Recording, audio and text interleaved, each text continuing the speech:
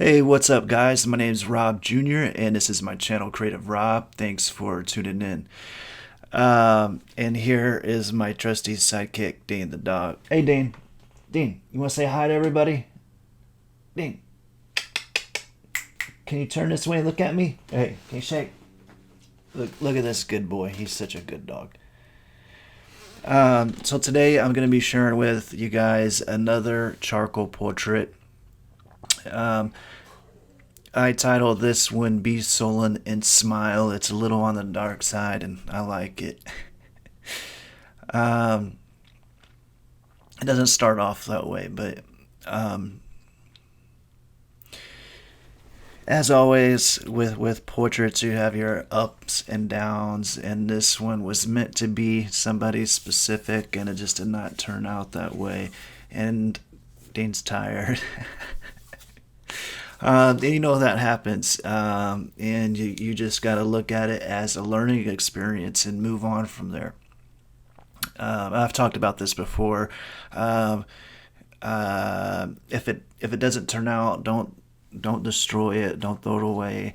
Um, Learn from it and experiment with that piece and do some stuff that you would be afraid to do um, on your artwork. But you know, when you create a portrait and the likeness isn't there, it frees up that artwork, or it frees you up to experiment with that, and um, you can learn a lot from that. So this is a loose charcoal portrait. As you can see, I'm trying to be messy with it, and I kind of go back and forth of being strict and messy. And this loose charcoal style, something I'm new at, and I'm still learning. I have a tendency to start getting too detailed too quick. When I see that happen, I will smear it out to add more tone to it and less lines. If you guys have not yet subscribed, I would suggest doing that. That'd be awesome. So that way you can, stay tuned to some more of my artwork and see the progress of things, and just helps the channel out. And be sure to give this video a thumbs up if you like it. If you don't, there's not a thumbs down. So wait, actually there is a thumbs down. You can give it a thumbs down if you want. Won't hurt my feelings. Maybe a little bit, but I get over it fast. All right, back to the drawing. Sorry, that kind of went off there. As you can see on the right hand side, some of my tools I'm using, I got a paper towel up at the top, and some drawing,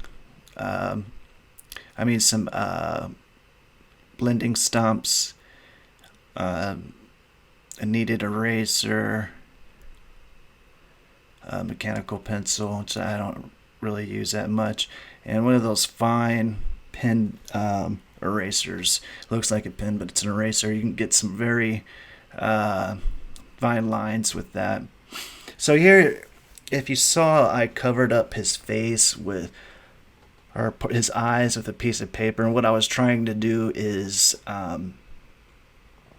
just focus on that part of the subject's face and seeing where the likeness was. So I've also been doing some research. So in the past, I would create a grid, and that's how I would get the likeness. And I like doing that because it's fast, and we can get it done fast.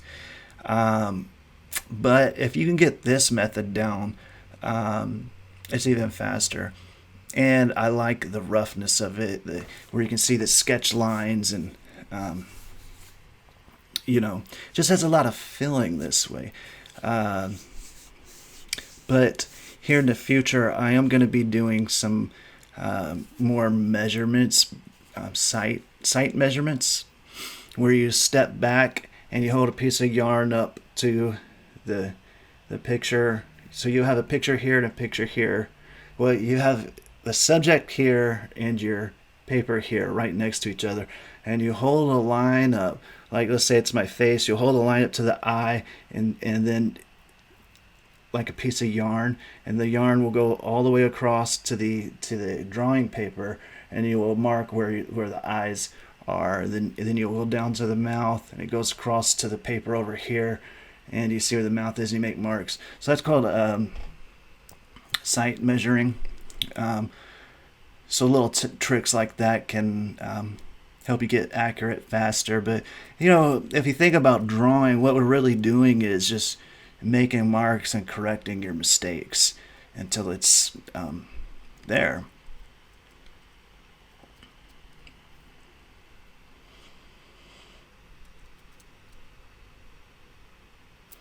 So yeah, I'm looking forward to giving that a shot. I've never really tried it to that extent, but it'd be awesome if that's a good tool for me.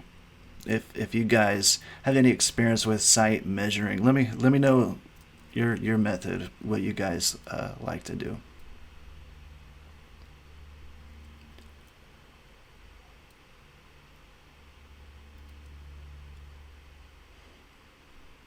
Now another trick I've learned is you can get it to a certain point and then use your workable fix it, and it darkens it up, but you can go on top of that and make it even darker, or you can use a white charcoal pencil and it will go right on top of that, and it's really easy to add highlights. And I think I do that on the end of this one a little bit, but my next video I'll be doing that a lot more.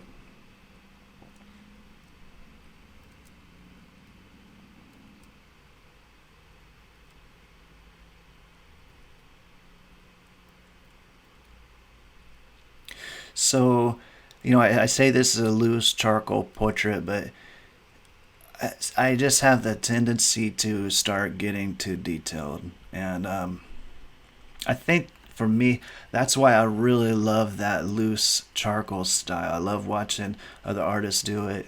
And they make it look so easy. But I know that's just years of experience and work in that style. I've always had more of a cleaner approach. So, like I said, the loose charcoal portrait style, in my opinion, it's just beautiful. It really shows a lot of emotion. It makes the artwork seem deeper, or I don't know. It just makes it seem more meaningful. And here, I rough it up a little bit. What's funny with mine is at the end I can make it look like a loose charcoal portrait, just by kind of messing it up at the end, or not messing it up, but using controlled strokes and erase strokes. Like, I know sometimes it looks like I grab an eraser and just like, but a lot of that is an instinct I've learned over time.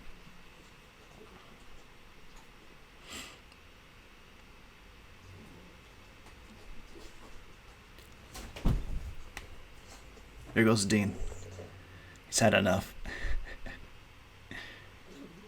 He's coming here to sit right by my chair. So you can see at this point it's getting very dark.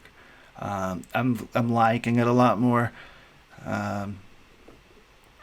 At this point, I'm like, the likeness isn't there, so let's have some fun. I darkened it up.